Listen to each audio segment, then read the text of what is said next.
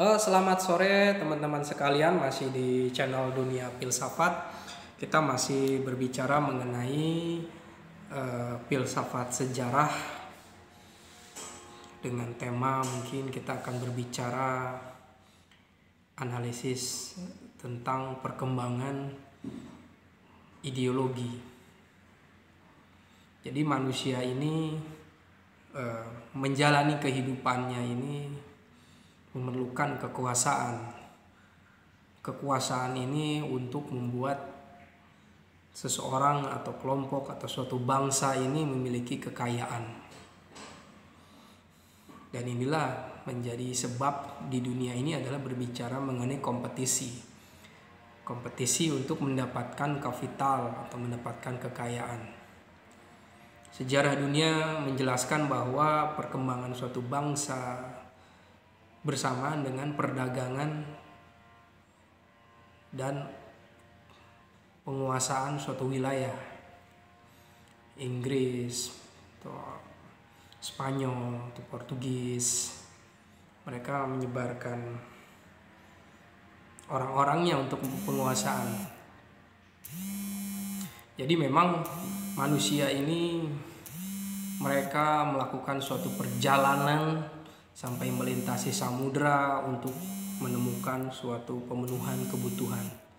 Juga sebenarnya untuk menemukan suatu tempat penguasaan atau punya disebut dengan geopolitik atau penguasaan wilayah. Itu yang menyebabkan terjadinya penjajahan. Dan mereka tentu saja pada akhirnya semakin menjadi besar ya, seperti Inggris, Belanda. Jadi perjalanan manusia ini, perjalanan suatu bangsa, perjalanan suatu peradaban suatu bangsa, Eropa, Amerika, semuanya berbicara mengenai tentang perluasan geopolitik dan juga tentang penguasaan kebutuhan ekonomi, dan ditambah lagi dengan misi-misi agama. Seorang pemikir politik, misalnya Samuel Huntington, sudah meramalkan bahwa yang akan menjadi juara pertentangan ideologi itu tentu saja adalah Barat. Jadi setelah Perang Dunia Kedua,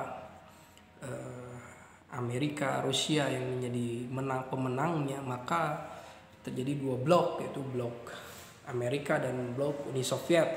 Terjadi perang dingin.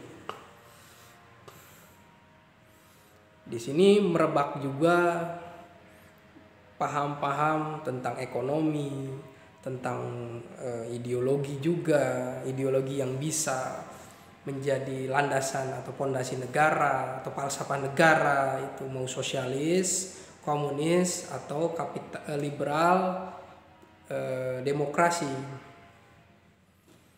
Dan kekalahan Uni Soviet atau bubarnya negara Uni Soviet ini menjadi suatu angin segar bagi Eropa dan Amerika, sehingga Francis Fukuyama menulis buku tentang The End of History. Tentu saja buku tersebut menjelaskan pemikiran perkembangan sejarah dan analisis sosial politik mengenai dunia, khususnya tentang ideologi, dan memakai analisis dialektis filsafat sejarah dari Hegel juga. Dia berbicara mengenai logos, thumos, dan perkembangan dialektika di dalam sejarah. Dan bagi Francis Fukuyama, yang menang itu adalah negara yang memiliki paham ekonomi liberal dan sistem politiknya adalah demokrasi. Jadi demokrasi dan liberalisme itu yang menang. Bukan hal yang mustahil, seluruh dunia akan menerima hal itu. Meskipun tidak semua menerima itu ya. Mungkin Kuba masih sosialisme juga. Kemudian Korea Utara mungkin tidak menerima demokrasi. Kemudian China juga tidak menerima demokrasi. Jadi Francis Fukuyama memilih untuk menyatakan bahwa di dalam The End of History bahwa kemenangan Eropa, negara barat yang berpaham demokrasi dan ekonominya liberal itulah yang menjadi pilihan semuanya. Harus melakukan demokratisasi. Indonesia harus berdemokrasi, Arab Saudi sekarang juga mulai menerapkan demokrasi, Iran mungkin berdemokrasi Islam mungkin yang terpimpin. Semua harus melaksanakan demokrasi. Dan demokrasi ini menjadi suatu acuan di dalam suatu cara menilai beradab atau tidak beradabnya suatu negara. Meskipun kata Cina, meskipun negara Cina tidak menerapkan demokrasi yang lebih bebas gitu, mereka menjelaskan bahwa tujuan demokrasi untuk apa? Untuk misalnya untuk kesejahteraan. Sedangkan rakyat kami sudah sejahtera, berarti tidak perlu demokrasi lagi.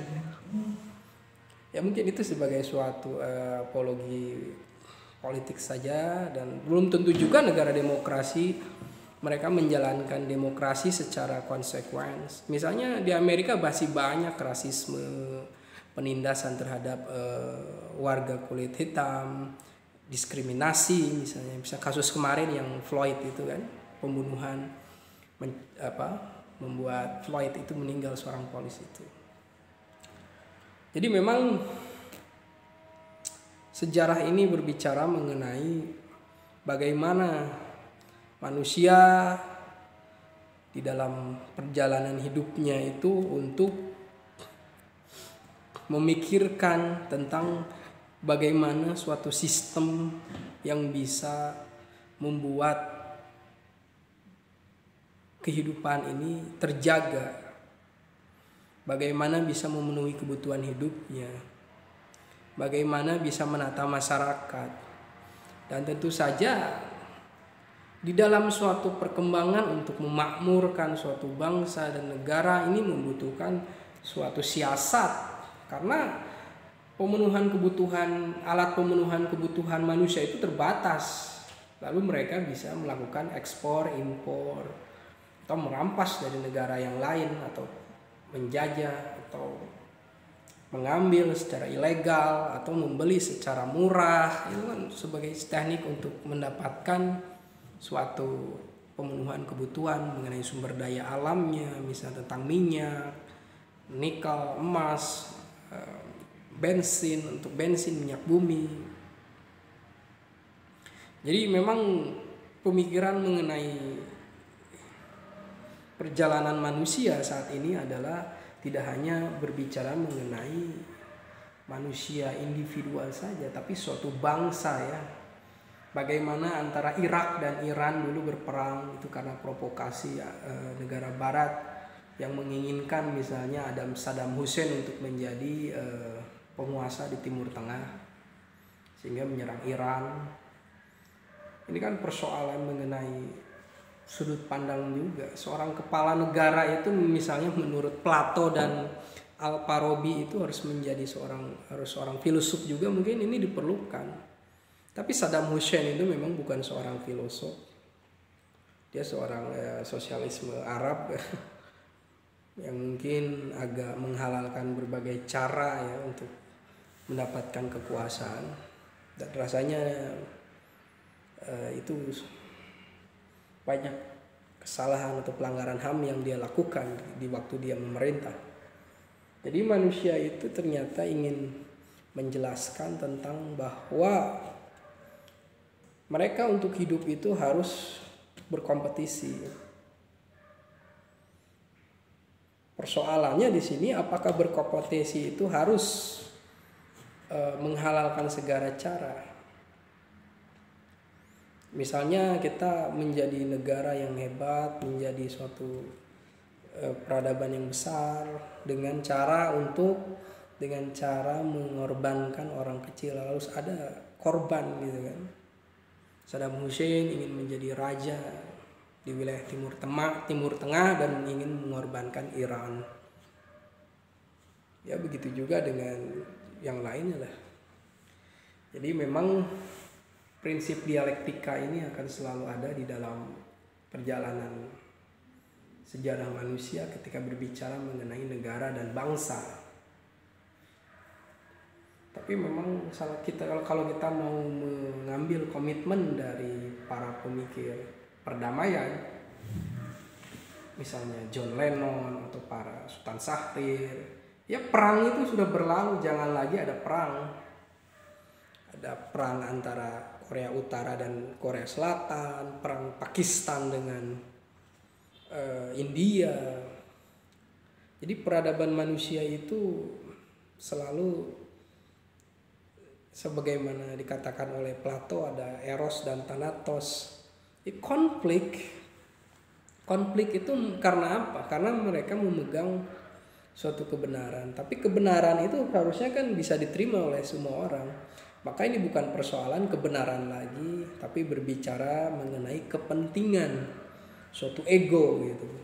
Ego dalam diri manusia, ego di dalam suatu pemimpin bangsa itu. Ini ego gitu. Bahkan yang melandasi atau yang menguatkan ego itu adalah misalnya doktrin atau penafsiran berasal dari suatu dogma agama gitu kan. Misalnya Irak, Pakistan dan India gitu kan karena landasan agama mereka berpisah, perbedaan agama kan. Nah di sini bahwa kita melihat misalnya saat ini pertentangan, terjadinya konflik itu manusia itu bukan kompetisi lagi tapi menjadi suatu ajang pertarungan, benturan kata Samuel Huntington itu. Meskipun itu hanya suatu potensi saja, dan ketika menjadi suatu aktual yaitu jangan dipanas-panasin sehingga harus menjadi aktual gitu. Dan manusia akan selalu mencari cara untuk menyelesaikan setiap problem itu. Jadi kita tidak bisa menutup mata bahwa peradaban manusia ini sejarahnya kita mencatat bahwa terjadi kompetisi, perang, dan itu bukan